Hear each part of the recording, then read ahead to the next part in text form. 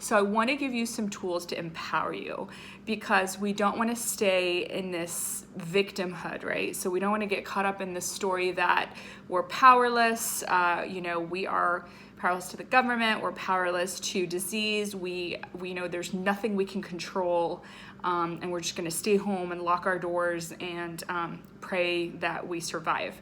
So that's not really empowering us. Is to come from this, I have no control.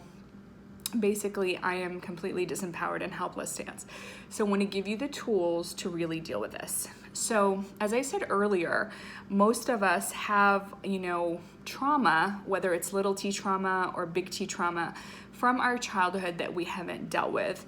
And usually as human beings, it's too overwhelming to deal with trauma on an emotional, physical, and energetic level. So usually what we end up doing is we end up suppressing it and stuffing it down. And we just never process it. So we just continue, again, not to speak our truth, or not to scream because somebody mugged us, or, not to cry out when, God forbid, somebody's sexually assaulting us. So we end up suppressing all of these traumas and all these emotions, and we suppress them in our body, okay?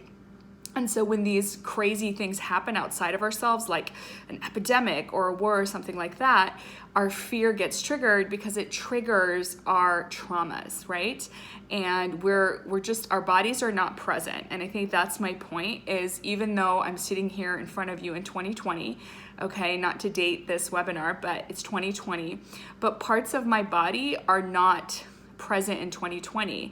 They're hanging on to trauma from 1977, right? Or 1985. And so we're not completely present. And so anything that happens that triggers us, that's what it brings to the surface, the fear response, right?